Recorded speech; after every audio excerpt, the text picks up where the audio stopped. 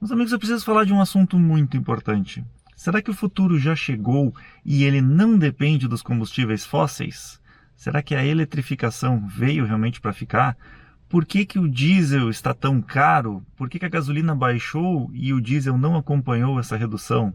Esse é o Fala Aí, o quadro que te responde a sua dúvida de forma mais completa e em vídeo. E hoje ele está bem polêmico.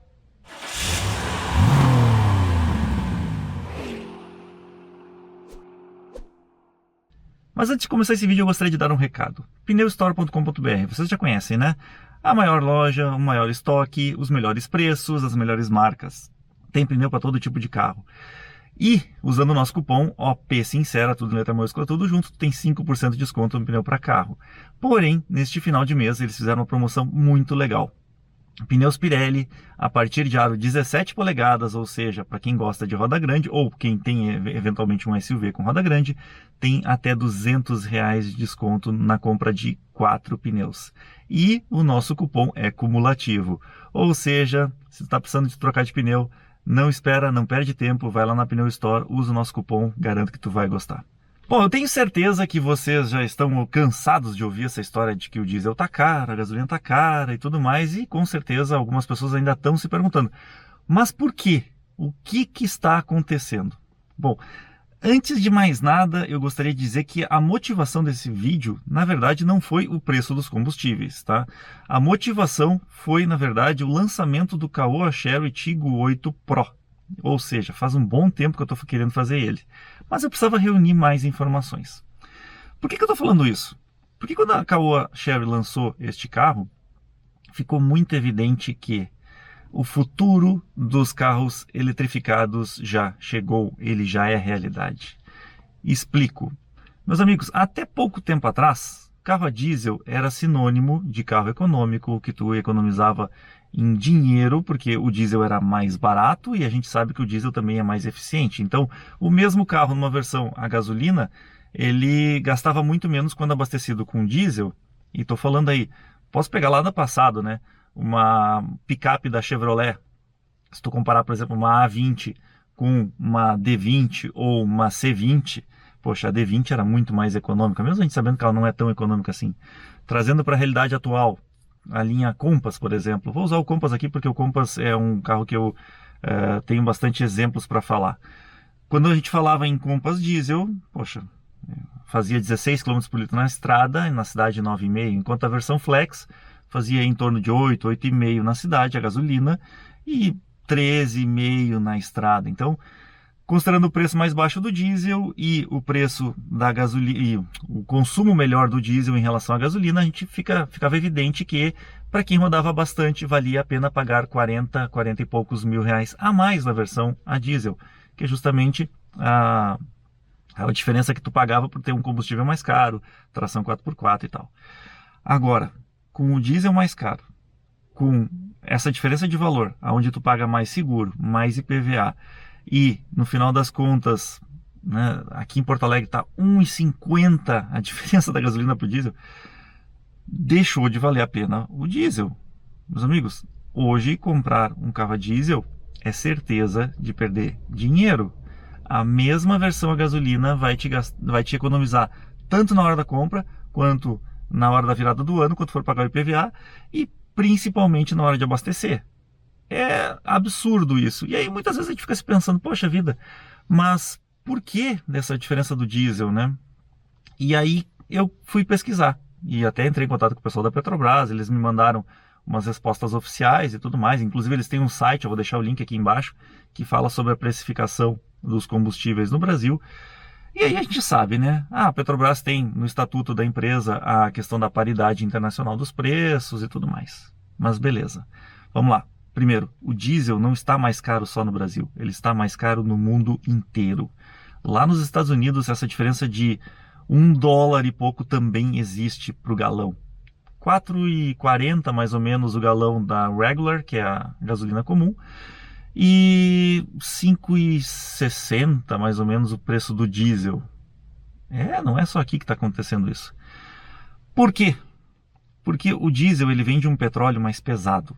Não é o petróleo que tu extrai nas refinarias americanas, não é o petróleo do nosso pré-sal, por exemplo. Nosso pré-sal é um petróleo leve, bom para fazer gasolina, não é bom para fazer diesel. Da onde vem o petróleo pesado? Em boa parte da Rússia. Pois é, a Rússia é a maior exportadora de petróleo do mundo. E aí você sabe, entrou em guerra com a Ucrânia, o próprio Estados Unidos fez muitas sanções em cima das exportações russas e tudo isso complicou a vida. Mas tem mais motivos. A Rússia também ela precisa trazer de navio. E tem muitas rotas que estão bloqueadas ou confusas por causa da própria guerra que a própria Rússia criou. Outro detalhe, como a Rússia abastece a Europa com gás natural, tem alguns países que estão restringindo o uso de gás russo. Não é exatamente o caso da Alemanha, mas alguns países sim. E aí eles precisam aquecer as suas casas. Eles aumentaram o consumo de energia elétrica e, em alguns casos, aumentaram o consumo de óleo diesel. Ou seja, eles estão realmente dependentes disso. Mas vamos lá. O que tem a ver o Brasil nessa história toda? Bom, o Brasil também importa petróleo da Rússia, importa de vários outros países, né? E também está sendo afetado muito por esses problemas que estão acontecendo lá. Até mesmo o Oriente Médio está sendo afetado com isso. Para complicar um pouquinho mais a nossa situação, não é só o petróleo que é importado. O diesel também é importado. Em torno de 30% do diesel que a gente consome aqui no Brasil, ele vem de fora. Daria para baixar o preço do diesel aqui no Brasil? Até acredito que sim, porque os custos nossos de produção, eventualmente eles podem ser menores. Tá? Eu estou dizendo eventualmente, não estou afirmando com veemência, mas a gente sabe que, olhando o balanço de lucros, de resultados da Petrobras nos últimos trimestres, eventualmente poderia se reduzir a margem de lucro. Ok, não vou nem entrar nesse mérito porque faz parte do estatuto da empresa, mas ela continuaria dando resultado. Agora, não é só a Petrobras que importa diesel. Tem vários importadores independentes que importam e abastecem o Brasil. No momento em que tu começa a vender no Brasil o diesel um preço abaixo do preço de mercado internacional, meus amigos, se tu fosse empresário, se tu fosse a pessoa que importa o diesel, tu traria diesel de fora para vender mais barato do que tu pagou? Ou melhor, não vou dizer mais barato que tu pagou, mas a um custo que no máximo tu vai empatar, pagando os impostos, os custos de importação e tudo mais? Não, né? Óbvio que não. E aí que aconteceu um baita de um problema poucos meses atrás. Começou a Petrobras mesmo, começou a puxar para baixo o preço do diesel aqui no Brasil, e ao mesmo tempo que ela começou a puxar para baixo, os importadores independentes pararam de trazer diesel de fora. No momento que parou de trazer diesel de fora, começou a faltar diesel. O Brasil é movido por caminhão. Não é movido por trens, não é movido por navios, é por caminhão. Para o caminhão, porque não tem diesel, para o Brasil. Então, o diesel está seguindo uma política de preços internacionais, para não parar o Brasil. Por isso que está tão caro. A gasolina, ela está seguindo uma política de preços internacionais, mas a gente está abaixo da política, tá? A gente está abaixo. Se tu analisar o preço da gasolina, tu vai ver que hoje nós temos uma das mais baratas do mundo. Não é ainda a mais barata, mas é uma das. E aí tem aquela questão do governo, que reduziu o ICMS. Botou um teto lá de 18% do ICMS. Tinha estados onde a gasolina tinha um ICMS de mais de 30%. Chegava a 33% em alguns estados do Brasil. Quando baixou para 18%, obviamente o preço para o consumidor final caiu. Vocês sentiram no bolso, eu senti no bolso, todo mundo sentiu isso. Todo mundo que tem carro a gasolina sentiu essa diferença. Aqui no Rio Grande do Sul também caiu. Agora, o problema todo é que o ICMS de 18%, ele não afetou o diesel, porque o diesel já tinha um ICMS mais baixo do que 18%. Em São Paulo, por exemplo, se eu não me engano, é 13,3% o ICMS. Aqui no Rio Grande do Sul é 14,5%, mais ou menos. Tem estados em que é 15%, tem alguns que chega a quase 18%, mas nenhum deles passa de 18%.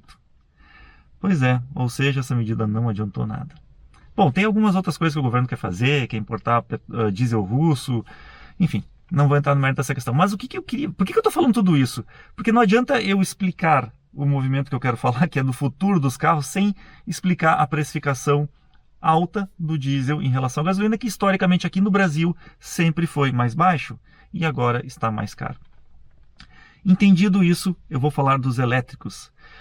Carro elétrico de entrada hoje tem iCar, Kwid elétrico, Jaque EJS1, e se eu não me engano é isso, né? Os mais baratos, mas eles estão todos na faixa ali dos 145, 160 mil reais. Meu amigo, quem é que vai comprar hoje um carro desses para ser um carro de uso urbano? Porque a autonomia dele não te permite uma viagem longa, né? Ele é um carro perfeito, todos os três que eu falei aqui são ótimos para a cidade. Tu pode rodar até pouco mais de 200 quilômetros com uma carga só de bateria. Ótimo, não tem muito espaço, mas beleza, tu leva a tua família para cima e para baixo, vai no supermercado, faz tuas compras e gasta só energia elétrica. Mas não é esse tipo de carro que está revolucionando o mercado e não é este tipo de carro que me acendeu esse alerta. Foi o Tiggo 8 Pro, por quê? Porque ele veio híbrido, com um alcance de até 77 quilômetros no modo elétrico, segundo a montadora. Claro, a gente não testou ainda, provavelmente vai ser menos que isso, mas enfim, é uma autonomia interessante. E eles não foram os primeiros a lançar. O próprio Compass que eu citei no início lançou o 4xe há uns meses atrás, com 44 km de autonomia só no modo elétrico e chega a mais de 100 km por hora só no modo elétrico. Ou seja, é um ótimo carro para te rodar na cidade só no modo elétrico.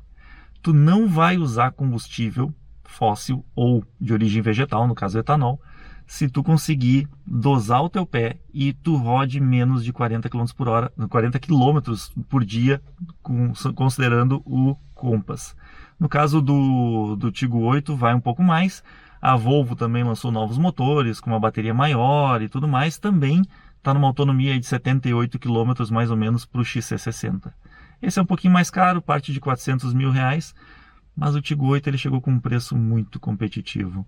Ele chegou com um preço abaixo do Compass, do Commander a diesel.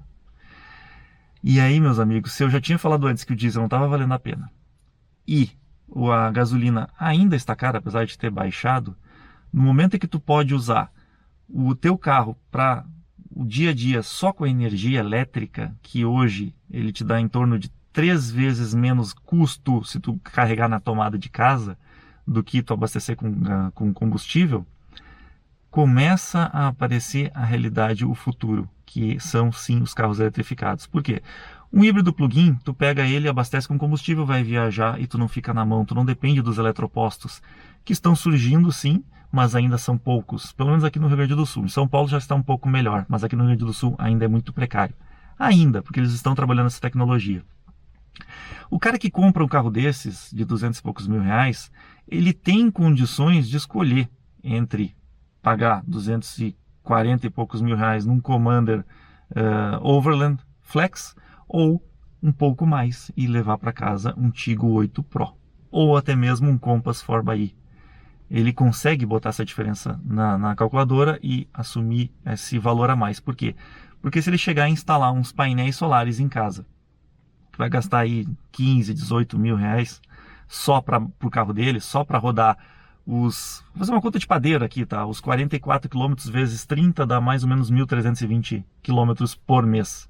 Ele vai gastar entre 15 e 18 mil reais em painel solar.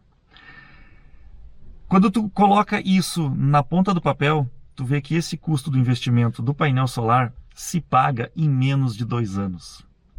E com a tendência de subir também o preço da energia elétrica, que já está acontecendo lá na Europa, meus amigos, eu tenho certeza de que o futuro já chegou. E para os carros premium, aqueles muito caros, em torno de 1 milhão, já era a realidade carro 100% elétrico.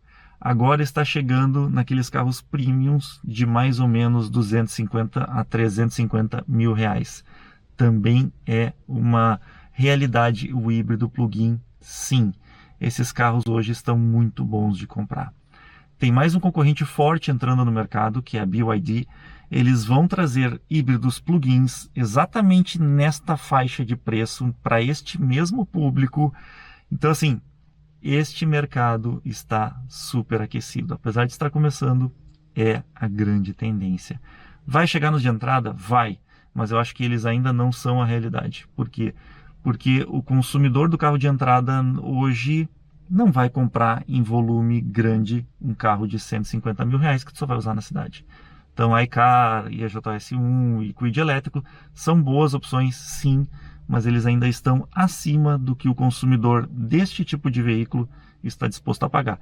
Não significa que não vai vender, só não vai ter um volume grande. Bom, meus amigos, eu sei que eu me estendi um pouco demais, talvez, mas eu precisava explicar a questão da precificação dos combustíveis para mostrar esse movimento que está acontecendo no mercado. O fato é que os carros a diesel deixaram de ser interessantes. Eu acho que essa tendência não vai mudar tão cedo. Os carros a diesel não vão ter um apelo interessante nos próximos meses, talvez anos. E com isso, hoje, ou tu compra um carro flex, no caso desses SUVs ali da faixa de 200 a 350 mil reais, ou tu começa a pensar no híbrido plug-in, que também é uma ótima alternativa. E aí, o que tu acha? Será que eu estou errado? Por favor, deixe teu comentário aqui embaixo. Você sabe, a gente não é dono da razão, né? O que eu estou expondo aqui é a minha forma de ver o futuro, a minha forma de ver o mercado. Valeu, galera! Tchê, se tu aguentou até aqui é porque tu deve ter gostado desse vídeo, né? Então não esquece de dar teu like, compartilhar ele, mostra pros teus amigos e te inscreve aqui no canal. Nós também temos o Instagram, onde a gente coloca fotos diversas, coisas que a gente está gravando, coisas que não costumam vir aqui pro YouTube. Tem a seção de membros, onde também tem assuntos específicos, conteúdos exclusivos e a nossa página no Facebook. Esperamos vocês lá.